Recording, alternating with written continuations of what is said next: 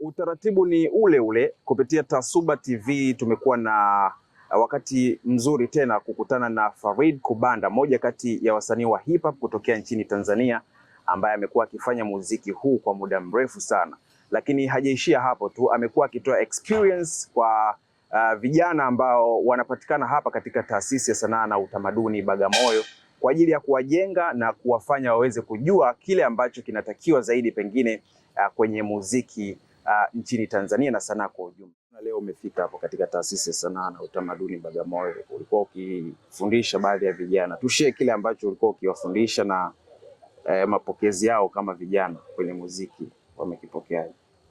Basically somo langu leo lilikuwa linahusiana na masuala ya vocal training na namna ya kuwa na industry impact. Vocal training kwa maana ya mafunzo ya mtu anavyoweza kudili na sauti yake na faida zake zilizopo katika hilo, na pia namna ambavyo mtu anaweza kaonekana ana kitu kwenye kiwanda chetu hiki cha sanaa.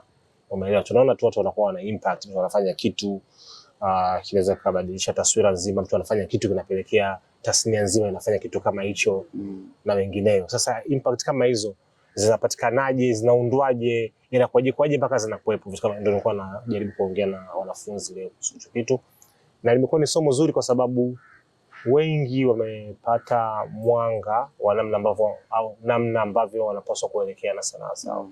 Kwa hiyo niseme tu kwamba nimefurahi kuwa hapa kuweza kushare hizo experience na wanafunzi, na nina look forward kurudi tena kwa ajili ya kuongea na wanafunzi wengine na wengine. Wow. Yeah. Hongera sana. Shukrani sana.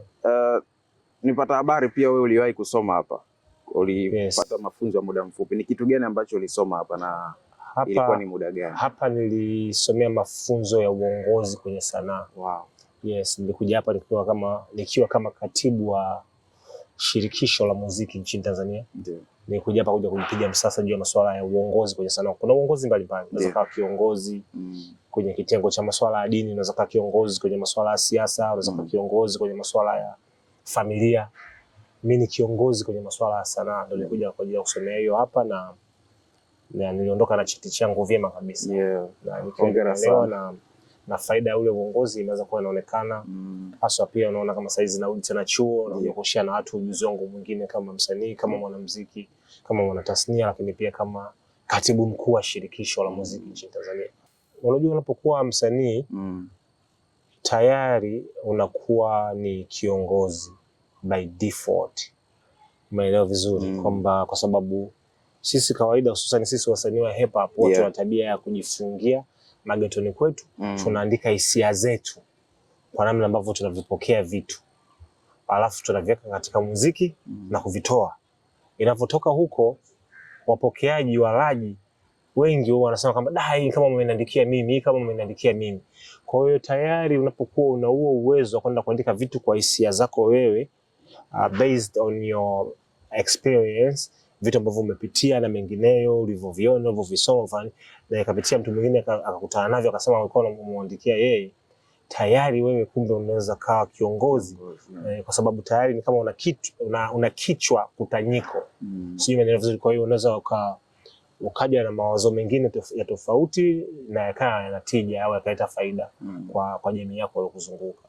Mimi ndio ninavyo define uongozi. Si define uongozi kama mtu ambaye anaongoza watu katika minajili au mienendo au njia ambazo wao ndio wanataka waende huko. Kiongozi anaweza kaja na njia zake tofauti ambazo zimekaa kama zinatisha, kama zinabeba hivi, lakini kila anajitolea kuingia katika hiyo safari anakuta hiyo njia ni tambarare na inamfikisha anapoenda vizuri. Wow. Yes.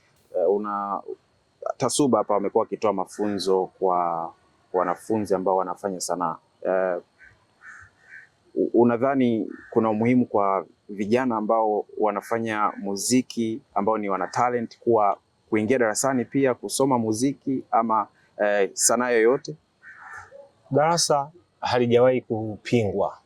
Darasa halijawahi kuwekewa kipingamizi. Darasa halijawahi kuonekana sio mchongo. Darasa ni mchongo. Elimu ni ufunguo sio tu wa maisha, lakini ni ufunguo pia wa wakati ujao. Unatengeneza wakati wako ujao sasa. Umeelewa? Na kuna wengine wao tuna kauli zetu mbio zinasema kwamba wakati ujao ni sasa, the future is now. Basically ninachotaka kusema ni kwamba kuna changamoto ambayo nimeiona hapa katikati. Kwa mfano nakumbuka enzi zile THT, Tanzania House of Talent, walikuwa wanachukua wasanii ambao wametoka tu mtaani, wengine hata hajamaliza darasa la 7, lakini wana talent, wana skills, wanajua kupiga gitaa, wanajua kupiga piano, wanajua kuimba na kila kitu.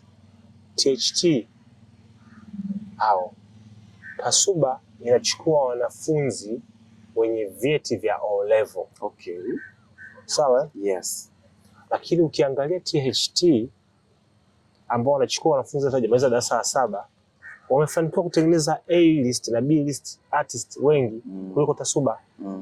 Sasa iweje hawa ambao wameenda kuchukua wasanii from the have not areas, wasanii ambao hawana shule, hawajamaliza hata darasa la 7, na wamewatengeneza wamekuwa A mpaka B, lakini Tasuba haijafanikiwa wakati imechukua wanafunzi ambao wana vyeti vyao vya O level, kwamba kwa maana wameshapiga msasa, wana elimu mpaka ya form 4.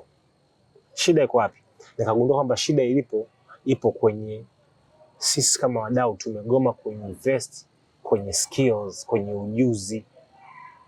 Kama VETA tunawekeza kwenye ujuzi. Masuala ya muziki ni ujuzi, ufundi ujuzi. Umeelewa vizuri? Kwa hiyo maana yake nini? Maana yake ni kwamba naisema hii kama open call, pengine taasisi yetu ya Tasuba ianze kupokea watu kwa ujuzi wao na vipaji vyao. Tuache kuangalia masuala ya vyeti. Kama huyu mtu ana cheti cha form 4 ndo anaruhusiwa kuingia ndani. Tuwaruhusu watu wenye ujuzi wao waje kae ndani wafanye vitu vyao, wapate hiyo elimu nyingine. Na uzuri unajua hata kama mtu anakuja baba let's say kuja kusomea script writing, let's say script writing, itampelekea tu atajikuta anajifunza vitu vingine vingi tu kama hesabu, historia na mengineyo. Umeelewa vizuri? Nakuelewa. Yes, kwa hiyo tuanze kuwapokea watu kwa ujuzi wao, kwa sababu kumbe hao wenye ujuzi wanaweza kuprove kwamba wanaweza kuwa competitive na wakafanya vitu vikubwa kuliko hata watu ambao wana makaratasi yao ya O level. Kwa kifupi unamaanisha kwamba Tasuba isibague watu ambao wamefika ordinary level, maana yake wachukuliwe hata wale ambao wana passion ya kutaka kujua. Isiwe sehemu ya ambayo inafungua milango kwa watu ambao wanaanzia kuwa na ordinary level. Wawapokee mpaka wengine ambao hawakufika huko. Kwa sababu wenye ujuzi wamethibitisha kuwa wana ujuzi kweli na wana kitu kikubwa katika sanaa. Kwa mfano huo nilikupa wa THT. Tuangalie kwa sababu vijana ni wengi, wasanii ni wengi mtaani, wenye ujuzi na vipaji ni wengi mtaani. Tuwachukue wale tuendeleze kielimu, tupate watu sahihi. Bana, bila shaka utakuwa umekisikia na kukielewa kile ambacho Farid Kubanda aka Fid Q amekizungumza, na bila shaka uongozi umelipokea kama ambavyo amelizungumza. Amesema it's a wake up call. Kwa nadhani kama umeweza kukisikia na kukielewa pia, basi uongozi unaweza ukafanyia kazi kile ambacho Farid Kubanda amekizungumza. Mimi naitwa Jimson Natson, hii ni Tasuba TV, mpaka wakati ujao.